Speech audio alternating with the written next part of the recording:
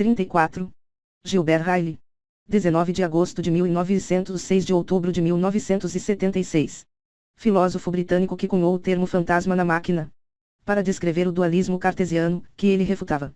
Gilbert Riley foi o mais proeminente dos chamados filósofos da linguagem comum, que se encontravam em Oxford entre a primeira e a segunda guerra e incluíam J. L. Austin, 1911-60, e Peter Strawson, de 1919 a 2006. Riley escreveu em seu ensaio de 1970, autobiográfico, que, para ele, a filosofia consistia em se perguntar em que consiste um problema filosófico, e qual o caminho para resolvê-lo. A crua apresentação de Riley do seu projeto esconde mais do que revela.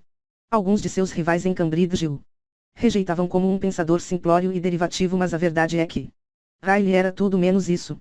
Ele é o autor de um dos textos duradouros da filosofia britânica moderna, O Conceito de Mente, 1949, que identifica o dualismo cartesiano como um problema que atormenta a filosofia desde o Iluminismo, referindo-se à divisão cartesiana entre mente e espírito como o problema de um fantasma na máquina. Riley desenvolve uma teoria da linguagem baseada no que ele denomina erros categoriais. O conceito de mente é normalmente visto como comportamental, na medida em que descreve disposições de comportamento que uma pessoa poderia ter. O próprio Riley o chamava de um ensaio sustentado na fenomenologia. Se você está à vontade com esse rótulo, Fenomenologia versus o conceito da mente, Collected Papers Escritos Reunidos, Vol. 1, 1974, uma afirmação provocativa, uma vez que os filósofos britânicos geralmente não se sentiam nem um pouco confortáveis com esse rótulo. Riley e os fenomenologistas. Mais que qualquer outro filósofo analítico, Riley fez um estudo detalhado sobre o pai da fenomenologia, Edmund Husserl, e seus predecessores. Alexius Meinong, de 1853 a 1920, e Franz Brentano, de 1838 a 1917. Riley visitou Husserl na Alemanha em 1929, e sua primeira publicação foi uma crítica de Essentiale Fragen, do aluno de Husserl, Roman Garden, de 1893 a 1970. De volta a Oxford, ele ofereceu aulas sobre Husserl, Brentano e Meinong, as quais ninguém apareceu. Autodidata em alemão, Riley esteve entre os primeiros em qualquer língua a tratar de Ser e Tempo, de Heidegger. Ele fez uma crítica sobre o livro para Mind, Volkswie, 1928. No entanto, embora ele reconhecesse o valor da fenomenologia, Riley depois a rejeitou como uma empreitada fatalmente falha e repleta de jargões. Ele não acreditava que a fenomenologia de Husserl fosse uma investigação verdadeiramente livre de pressuposições, e achava que ela punha a doutrina antes da descrição. Em sua crítica surpreendentemente positiva de Ser e Tempo, ele observou: é minha opinião pessoal que, como filosofia primeira, a fenomenologia está atualmente se dirigindo à falência e ao desastre, e terminará em um subjetivismo auto-arruinado ou em um misticismo vazio. Riley e o problema mente-corpo. O dualismo cartesiano que Riley diz ser a doutrina oficial do pensamento ocidental é, afirma ele, baseado em um grande erro, e um erro de um tipo especial, um erro categorial. Um erro categorial representa os fatos da vida mental como se eles pertencessem a um tipo ou categoria lógica, quando, na verdade, eles pertencem a outro. Seu exemplo famoso é o de um visitante estrangeiro ao qual se mostram as universidades de Oxford ou Cambridge. O visitante poderia ver o que parece ser uma coleção dispar de edifícios universitários individuais, bibliotecas, campos de futebol, escritórios administrativos, mas não um campus facilmente identificável. O visitante poderia perguntar: onde está a universidade? Seu erro estaria, assim, em não entender que a universidade é as coisas que ele acabou de ver. Erros categoriais, diz Riley, conduzem ao absurdo. Quando dois termos pertencem à mesma categoria, é apropriado construir proposições conjuntivas, abrangendo-os. Assim, um comprador pode dizer que comprou uma luva para a mão esquerda e outra para a mão direita, mas não que comprou uma luva para a mão esquerda, outra para a mão direita e também um par de luvas. Portanto, unir termos de diferentes tipos leva ao absurdo. Riley dá como exemplo o solecismo humorístico de Charles Dickens em As Aventuras do Sr. Pickwick, 1836-7. A senhora Bolo foi para casa em um dilúvio de lágrimas e em uma liteira. A questão, argumenta Riley, é que teria sido igualmente ridículo construir a disjunção ela veio para casa em um dilúvio de lágrimas ou em uma liteira. Na visão de Riley, o dualismo cartesiano mente-corpo incorre precisamente nesse erro categorial, porque, ao inserir um fantasma na máquina, cria uma conjunção absurda. Riley usa este exemplo de absurdo para rejeitar a afirmação do dualismo cartesiano de que há tanto mentes quanto corpos, processos físicos e mentais.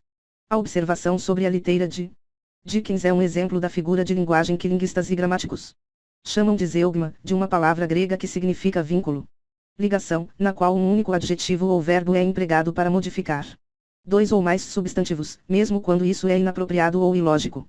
É este tipo de recurso às regras da gramática que dá à filosofia da linguagem comum de Riley boa parte de sua força. O conceito de mente. Riley acreditava que o trabalho do filósofo era semelhante àquele do gramático ou do cartógrafo. Ao desenhar sua teoria da mente, ele notou que muitas pessoas conseguem ser racionáveis ao falar com conceitos, mas não o conseguem ao falar sobre conceitos. Elas sabem como empregar os conceitos, mas elas não conseguem formular as regras lógicas que governam seu uso. Riley compara essas pessoas, outros filósofos, a gente que sabe andar bem em sua própria cidade, mas que não tem capacidade de desenhar ou se guiar por um mapa dessa mesma cidade, muito menos um mapa da região ou continente em que essa cidade se encontra. Indo além do dualismo cartesiano, Riley aborda problemas de conhecimento, vontade, emoção, autoconhecimento e imaginação.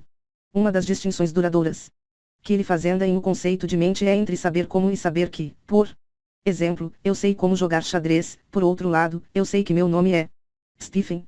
O estilo da prosa de Riley é um dos melhores argumentos a favor da filosofia da linguagem comum, e ele possuía o raro talento de tornar a prosa filosófica atraente, inteligente e concisa. Somente uma pessoa que é pelo menos um mestre parcial da língua russa pode dar o sentido errado a uma expressão russa. Erros são exercícios de competências. Ele era um filósofo britânico dominante num momento em que a influência de Russell e Moore havia diminuído e o brilho de seus companheiros de filosofia da linguagem comum J. L. Austin, H. L. Hart, Peter Strawson e o maduro Ludwig Wittgenstein estava em ascensão. Russell sentia-se profundamente irritado por Riley, e é difícil imaginar duas personalidades mais diferentes entre si. Russell era agressivo e socialmente desagradável, Riley era afável e gostava de cricket, jardinagem e de jogar bridge. Russell condenou a filosofia da linguagem comum em seu artigo The Cult of Common Usage Cultural Uso Comum, 1953, como uma investigação trivial e desinteressante. Discutir infinitamente o que pessoas tolas querem dizer quando dizem coisas tolas pode ser divertido, mas dificilmente pode ser importante.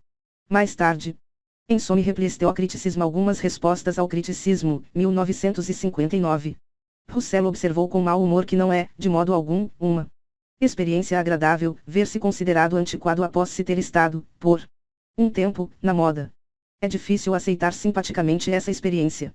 Riley solidificou ainda mais sua influência na filosofia britânica ao suceder a G. Moore como editor do principal periódico de filosofia na Grã-Bretanha, a revista Min, cargo em que ele se manteve de 1947 a 1972. Essa posição deu-lhe grande controle sobre quem ou o que era publicado, e qual livro era criticado por quem. À medida que a profissionalização da filosofia, que começou com T. H. Green, prosseguia em ritmo acelerado, Riley exercia enorme influência sobre quem conseguia qual emprego e onde. Há uma doutrina sobre a natureza e o lugar das mentes que é tão dominante entre teóricos, e mesmo entre leigos, que merece ser descrita como a teoria oficial.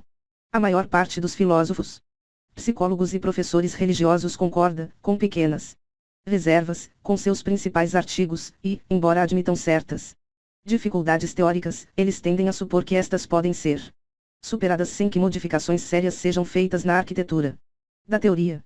Defender-se-á aqui que os princípios centrais dessa doutrina são infundados e conflitam com o inteiro corpo do que sabemos sobre mentes quando não estamos especulando a respeito delas. Gilbert Riley, O Conceito de Mente, 1949.